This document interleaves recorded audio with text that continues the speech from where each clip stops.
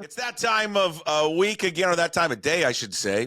Weekday. I don't know where I'm at. And that was a terrible open to the John Canzano Show, which is always brought to you by Zeke's Pizza, homegrown in the Northwest. Zeke'sPizza.com. Follow John on the old social media, John Canzano BFT. Of course, the Bald-Faced Truth Radio in Portland, 750 The Game from 3 to 6 o'clock. John, how are you, sir? I'm doing well, man. Excited to see what's going to happen here in the spring. You got college football warming up. The sports calendar feels busier than ever to me. I don't know if you're getting that feeling, but it feels like everything's crunched. There's no lull anymore. Like we used to get a real lull. But we don't get that lull until like July. June, July, because that's when it's all baseball, it feels like. And that's right before the wave of training camp for the NFL. Yeah. But college football in July is big because everybody's already talking about, the games starting in August. And so I feel like the pandemic did that to us because remember how all the leagues moved the games and the calendar got all wonky and baseball was being played when it shouldn't be played and basketball games were on. And then I think TV went, we can just put this stuff on all the time. And so now, obviously we're seeing NFL games, Monday, Thursday, Friday, Saturday, Sunday. And college football is all over the place. And, of course, the sports calendar, I think, and TV just go together. It is weird. I think at times as a sports fan, especially like right around now when everything is going on, I do feel overwhelmed. Yeah. Because there's just you can't concentrate on everything. Yeah. At the NBA playoffs, you want to watch that. Then there's the NHL. You want to watch that. Then there's baseball. Yeah. But back in the day, there was just one thing. Yeah. One thing on TV and you watched it. Do you remember being at school as a kid and you would talk about the Monday night football game for several days. And then you couldn't talk about anything until Thursday, Friday, you were looking forward to Sunday. There was a break in there. We don't get a break anymore. So I do think that some fans are having to pick and choose, what am I not going to pay attention to that I used to pay attention to? Or what am I going to casually glance at on my phone, but not be totally engaged with? Right. And then fantasy sports takes on a whole nother level. And the gambling element, people are probably more into their own vested interests than their teams anymore. I don't know who said it. I maybe it was Bomani Jones, and then people got all over him for it. But I was like, I kind of agree. I agree with you. He said that the new television deal for March Madness ruined it because you can watch every game all at once. And I thought, you know what? There's some truth to that because I remember growing up, you had one channel, it was CBS, and then what you miss now from that coverage when it was just CBS showing that one game was all right, we're going to leave Madison right now. We're going to take you to Los Angeles right now where North Carolina is down by 5 to Davidson. Here's the action with Spiro Ditas and Reggie Miller. You miss this jumping around all these different games, for the good stuff. And again, now you have access to all of them so you can watch them all at once, but you don't concentrate on all of them. When you've got every game up there, you can't just watch. You don't know what's going on all the games. You see, they scored here, they scored there, but I'll go further though because even in the old days, we only had 2 TV channels where I grew up. We didn't have cable, so we had ABC, we had NBC, and we could get CBS if my parents put me on the roof and had me rotate the antenna in just the right way. Mom would be out on the deck as the relay. My dad be in the living room yelling, "No, tell him to keep going." And I would get it and we could watch the 49ers on CBS, right? Because that's in it, but there was a simplicity to it. Or we would go to a pizza parlor and we would watch the one NFL game we wanted to watch. There was a simplicity to it and it was very galvanizing for our family to be in the living room. But now you're in the grocery store, Puck. You're looking up your fantasy team. You're watching a game on your phone. You're catching 2 minutes of this game, that game. I do find that I sit down and just commit a couple of hours to watching a game less frequently. Yeah. It's right because there are so many options now. I wonder if we look back and we go, God, it was kind of just more. It was simpler back then. But then I think about when the conference the Pac-10 or Pac-12 was God, why can I not watch every game? It wasn't that long ago that I was listening, to Cougar football, on a radio in my basement going, what are we doing here? Why is this game not on TV? I do wonder a lot, what, not so much with this conference, but what is the future of sports television? What is it in 5 years? What does it look like in 10 years? Because it changes, it seems month to month. And and you get more access, but then it's, on all these different platforms, and it's just, you don't know where to find stuff nowadays. And I'll tell you that in 2018 and 2019, I did a study on attendance in college football. I was looking at it. This was pre-pandemic. It was like the perfect timing. Nobody knew what was coming. And the leagues were all down in attendance. Like the SEC, where you would expect to see the unhinged fans showing up in greater numbers than ever, was enduring sort of a dip in attendance at the stadiums. And Greg Sankey, the SEC commissioner, told me, hey, like this is a real threat. Like if we're having this problem at the stadiums, the Big Ten was down, the Pac-12 was down. The competition with the living room and your TV set and the HD TV, and not the hassle of driving to the game and not the hassle of the parking lot and the kickoff times changing. The competition was real. And so I do think, though, being away from it and saying, hey, no fans in the stadium for a couple of years kind of changed that. People are so excited to get back. But if the games are accessible, and I thought about this from Washington State's standpoint in particular, 100% of their home games are going to be on television across the country. You can go to the CW, you can go to CBS, you can get them. I wonder how that impacts the gate and how that impacts fans who are already having to make tough decisions. Yes, you have your kickoff times, but I'm going to be really interested to study Jimmy Rogers in this first year and how attendance at Oregon State and Washington State home games go, because the games are accessible. You know the kickoff times. Let's see if people show up. You wrote this week about kind of a deep dive and looking back, and you note, hey, listen, it's too early to truly tell whether or not UCLA and USC will have buyer's remorse. What do you think? Look into your crystal ball 5 years from now, maybe even longer. Do you think ultimately they do look back and go, it just wasn't worth it? I think there's going to be a faction of fans who say, oh, no, they're with the haves. They made it to the Big Ten. They got to the safety of the island, so to speak. But that's missing the point. USC and UCLA had an inherent advantage in the Pac-12 conference. They were in a media market that had 5.9 million TV households. They had tremendous leverage. They had a recruiting base that gave them an advantage. They were living a good life and an advantageous life in the Pac-12.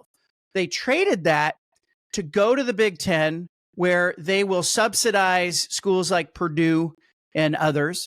And they will now say, well, wait a minute, we're getting the same amount of media rights money as Ohio State, Michigan, Oregon, and others. And we've got to climb over those schools to get to the top. And oh, by the way, they're recruiting our neighborhood now because they can say, hey, we play in LA. We're going to play games there.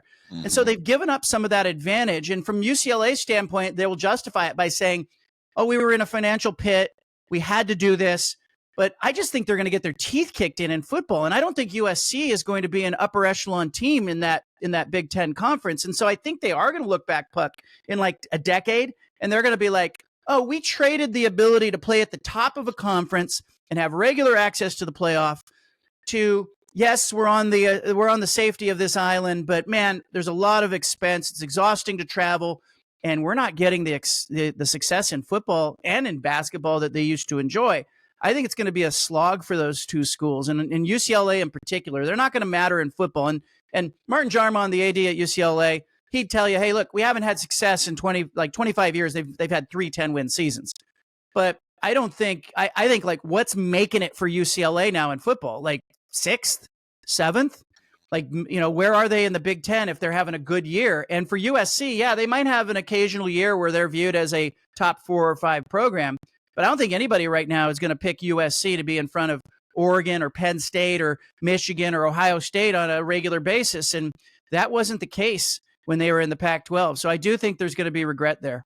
If they were to have regret, where would that put Oregon and Washington then? Are they in a better position, you think? I think Oregon is in the most advantageous position of anyone. They are in an ecosystem where there's no cap on NIL spending, and they've got the richest donor in land. And so Oregon has accelerated in this era, and they started the acceleration a decade ago. But man, they are up there with Texas and Ohio State and the teams that can spend $20, $30, $40 million on a football team, Puck.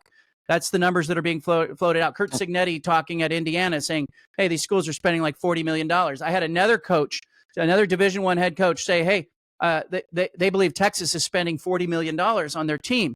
Like, how do you keep that within view of the windshield? And so Oregon, is absolutely going to be up there at the top. I think Oregon's going to come away from this, even though they took a half distribution to join the Big Ten. I think they're going to come away from this going, look, this is working for us. We're winning conference championships. I think they have 6 now in the Big Ten this season. Washington, not quite as in good as position as Oregon, but I think they can be sneaky good in a way, and I think they can slip in front of USC. But if I'm USC, I'm looking back going, okay, who did I have to beat in the Pac-12 to get to the playoff in the old days? I had to beat Oregon. I had to beat Washington. I had to beat Utah. Now, you've traded that for Oregon, Washington, Penn State, Ohio State, Michigan. Like, that is just such a bigger climb for USC. And the other thing that's thrown out of whack that nobody talks about is it used to be 5 conferences, right? So you had the Big 12, ACC, and Pac-12. They kept the other 2 honest because they could outvote them. The SEC and the Big Ten, once the Pac-12 lost its clout, those 2 conferences have run away. Mm. I was thinking about regret this weekend. There was a little note in the paper. I'm pulling up the paper and like the little news and notes, and it was like one of the very bottom on the back pages, and it was a little note about the UW softball team. And a young woman on the UW softball team who's a freshman who hit, I think, 2 home runs in the game, leads the team in home runs. She's, I think, the only freshman, she's either the only freshman or one of 2 freshmen in the history of the program to lead the team in home runs. She leads the teams in home runs, hits, OPS, like every category. She's the best player on the team. Her name's Alexis DeBoer. Okay. And I wonder if Kalen DeBoer sits back and just goes, I fucked up. I should have stayed. I should have stayed for a couple of reasons. One, he could have been legendary there. Instead, he went to a program where he will never, ever, ever be better. He won't even sniff Nick Saban, ever. And then, you've got daughters and kids, and so do I. He doesn't get to watch his daughter play softball. I mean, he watches it probably on his phone, but that's not the same thing as, getting done with football practice or whatever he was doing and then walking over to the Husky ballpark to watch his daughter be the best player on the softball team. He did an interview with me in 23 and prior to the football season. And he talked about that. He talked about how great it is that he had his kid. I think she was just about had committed or maybe verbally committed to Washington, and he was looking forward to it. It's why when the Alabama stuff came up, I knew Greg Byrne, the AD at Alabama, had targeted DeBoer. I knew he was on his list. It was a list of 1. It was never about Dan Lanning. It was about getting Kalen DeBoer 100% all the way. It surprised me that there wasn't more of a hesitation there, because I want to believe that football coaches are like the rest of us. That I want to believe that they know a good situation when they see it, that, 6 million, 7 million, 8 million is enough a year. And the beauty of having the ability to sit and watch your kid play a game would be such a bonus for a coach. All these coaches talk about how transient their life is when they're an assistant. Dan Lanning, he moved his kids around. I think they had 7 or 8 different zip codes in 11 years. And, he and his wife have said the 3 kids at Oregon, they want them all to graduate from the same high school. That is a goal that they set out with. Let's see if it happens, right? It's a nice thing to say, Kalen DeBoer, nice thing to say, but ultimately you got to, there's a moment of truth for us all where you either put your family or your career first. And I think these coaches get a little blinded by the spotlight, and they don't see it clearly. And they've got an agent in their ear who's telling them this is a great opportunity. Mm-hmm. You could be the next Bear Bryant. Look at what Nick Saban did after Bear Bryant. But you're right. He's Frank Sinatra Jr. right now. And if he doesn't perform.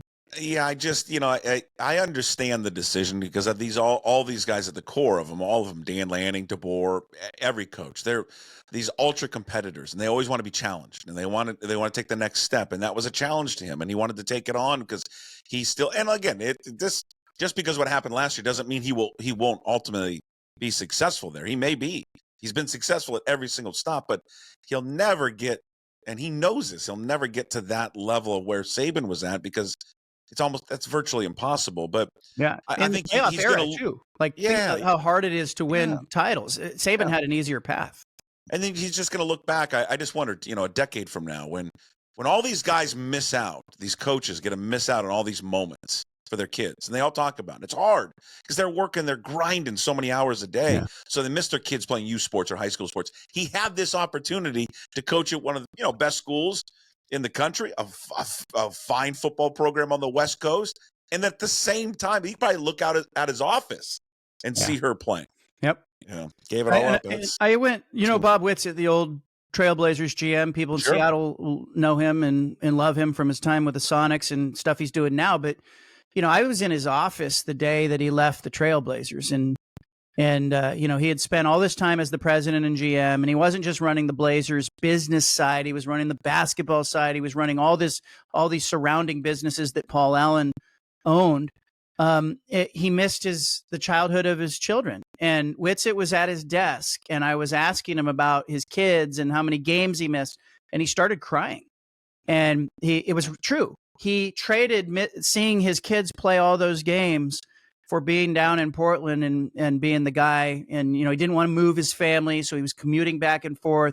But I think there's a lot of that goes on in professional sports. And, we can say the money is a great trade-off, but you don't get those years back. Yeah, absolutely. We've talked a lot about college football. I was just curious. For some reason, the Seattle Times was doing a story like recapping like UW's spring workout, and everyone had their spring stuff here recently. And Wazoo just wrapped up a couple of weeks ago. What do you think the expectations are for Jedd Fisch in year 2, and then after that, the expectations of Jimmy Rogers in year 1?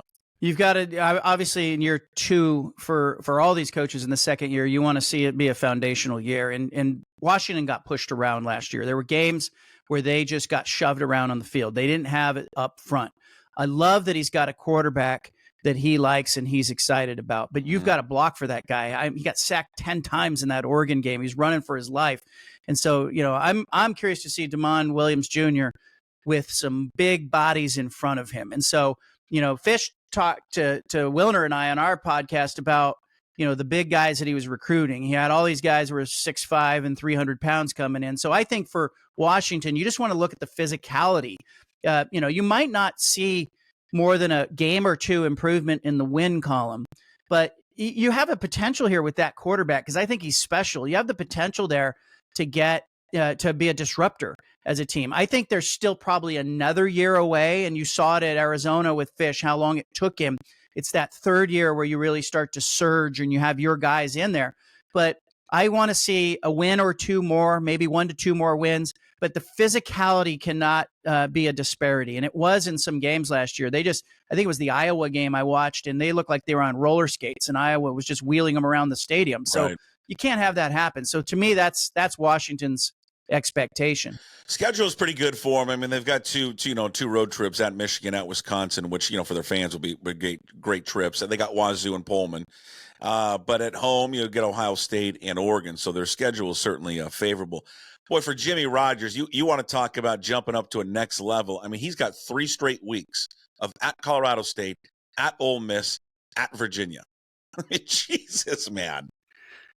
You're going to be on TV, though. You're going to be on 100% of TV, so you better look good. That's a lot of traveling. You're trying to. I'm real intrigued how this is going to all work out. I mean, because sometimes when you see these coaches jump up from that level, who've had this great success. I mean, it's there's no middle. It really seems with these guys. It either really works or it doesn't.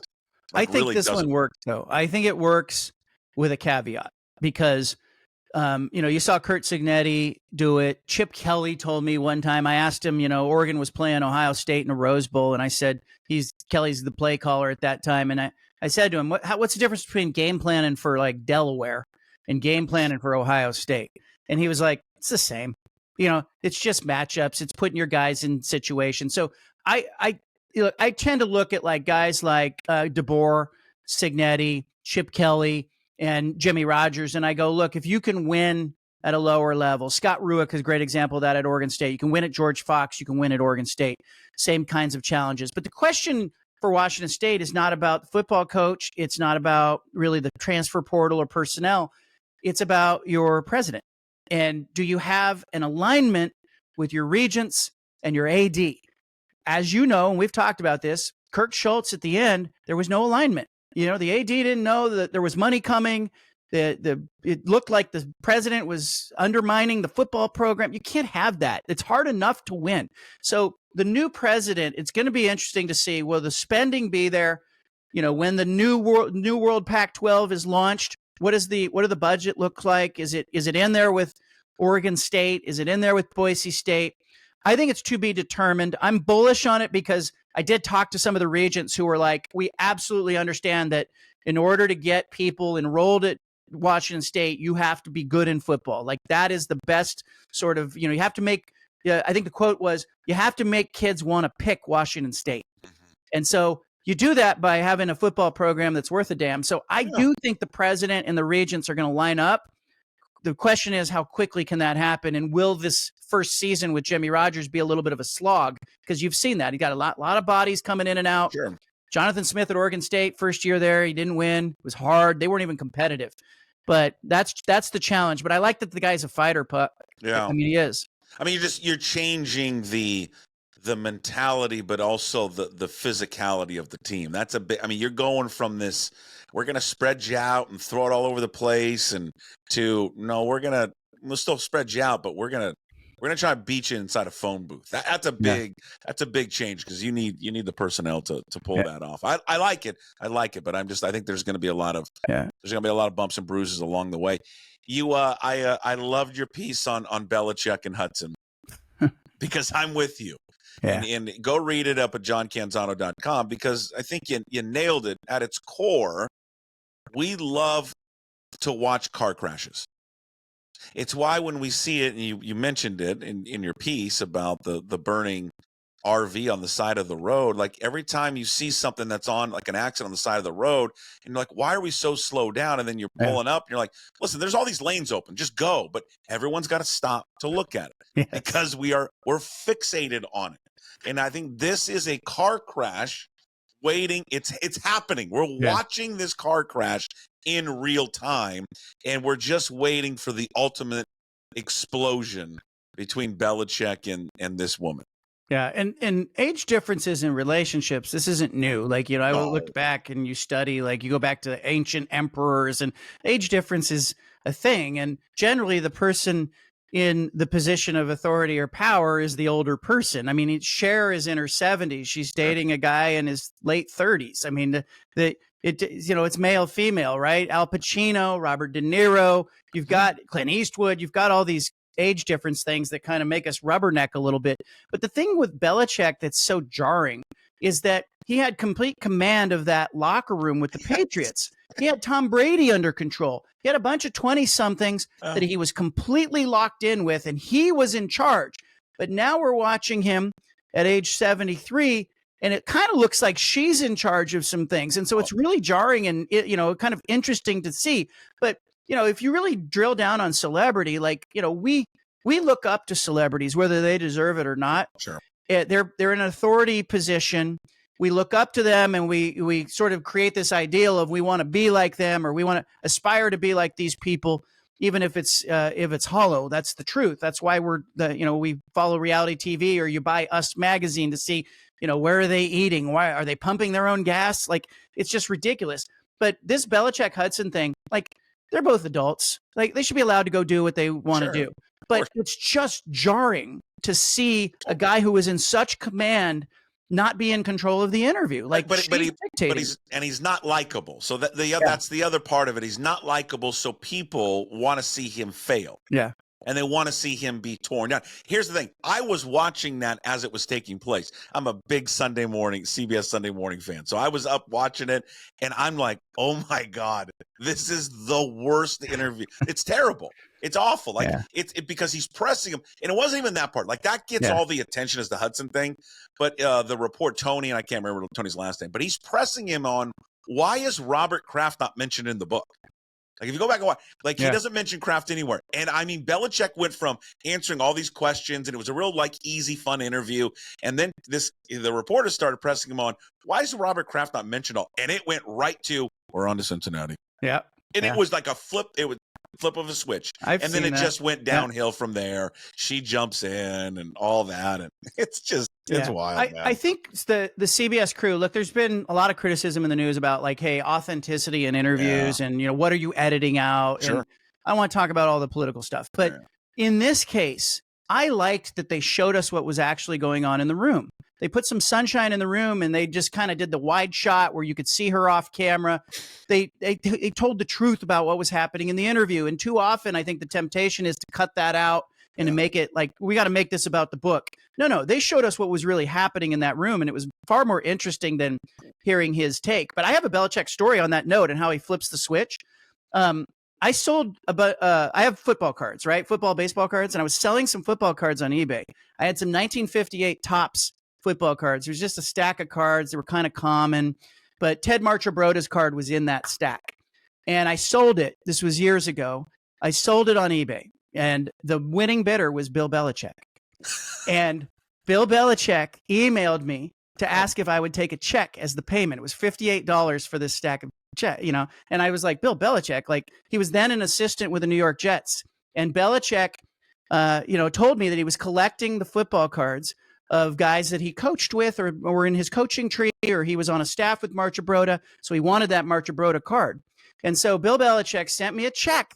And Puck, this is before he went on to New England Patriots fame. I cashed the damn check. It wasn't a day where you take a picture of the check. So the check would be worth far more to me today so I cashed the check. But Belichick and I got in an email correspondence where we were just kind of emailing back and forth. And I was asking him about coaching with the Jets and what's it like in the NFL. And then finally, we went back and forth over several days. And finally, Belichick sends me an email and he says, what do you do for work? And I said, I'm a sports writer. And I never heard from Bill Belichick again. Of course. Done. We were done. Over. Nope. Zippo. Not going to say anything more. Yeah.